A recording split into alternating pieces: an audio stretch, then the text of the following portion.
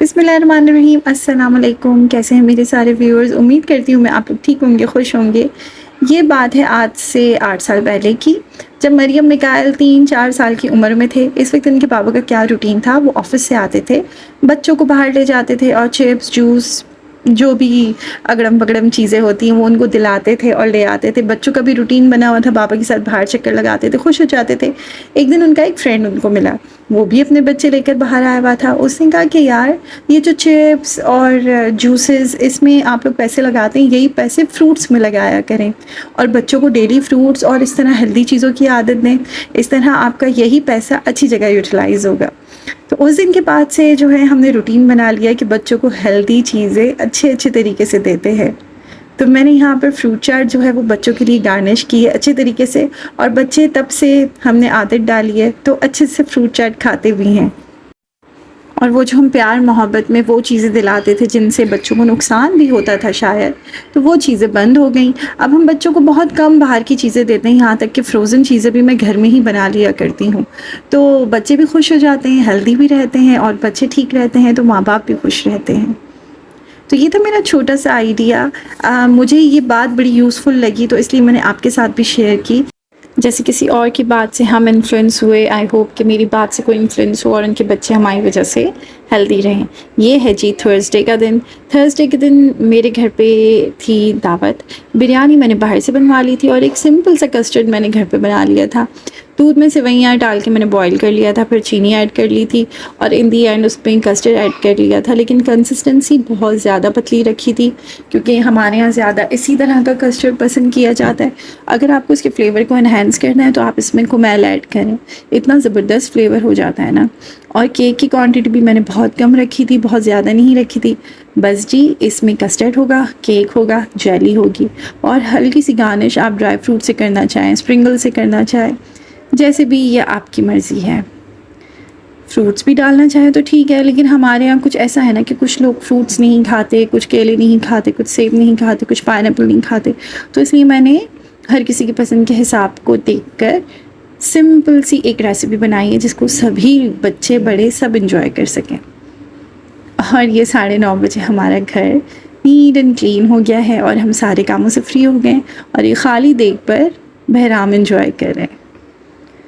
बड़ा अच्छा लगता है कि आपके घर सब आएँ, खाना खाएं, मिलें, बैठें। छोटा सा घर है मेरा, लेकिन अच्छे से मैनेज हो गया था।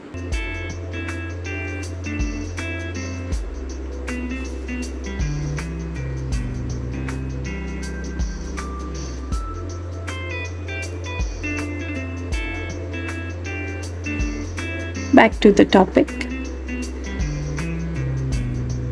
बच्चों को हेल्दी रखना, खुश रखना, सब कुछ पेरेंट्स की ज़िम्मेदारी होती है।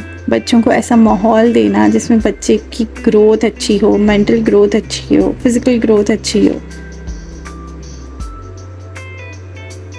और जिनके हस्बैंड बहुत ज़्यादा बिज़ी रहते हैं, उन माँओं के लिए थोड़ा सा डिफ़िकल्ट हो जाता है कि उनको अकेले ही सब मैनेज करना पड़ता है।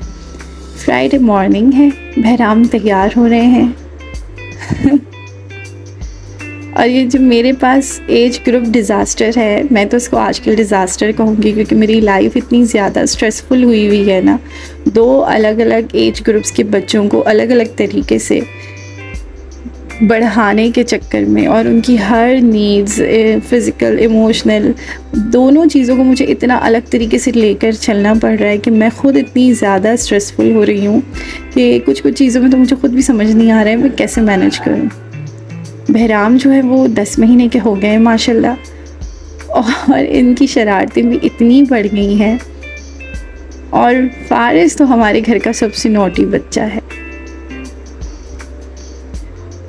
फ़ारिस जो है वो बड़े बहन भाइयों को पढ़ता हुआ देखता है तो वो कहता रहता है कि मैं भी उन्हीं की तरह कुछ करूं। फिर वो अपने छोटे भाई को देखता है तो वो कहता है मैं उसकी तरह कुछ करूं। और इस कन्फ्यूजन में ना उसने हम सबको पागल किया हुआ है।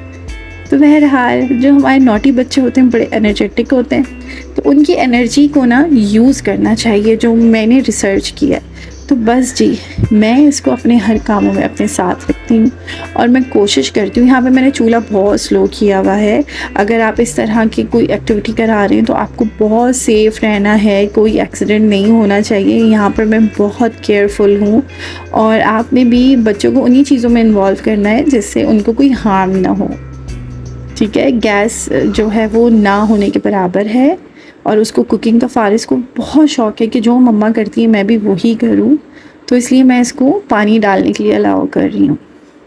और बस बच्चों को ये छोटी-छोटी खुशी हम देते हैं तो बच्चे भी खुश हो जाते हैं, बच्चे खुश होते हैं तो हम भी खुश हो जाते हैं। आई होप कि आपको मेरा आज का व्लॉग पसंद आया हो और नेक्स्ट वीडियो के लिए प्लीज़ मेरे चैनल को सब्सक्राइब कीजिएगा, मेरी वीडियो को लाइक कीजिएगा और बहुत खुश रहिए, बहुत आबाद रहें, हँसते खेलते रहें और मुझे अपनी दुआओं में याद रखें। अल्लाह हाफ़िज़।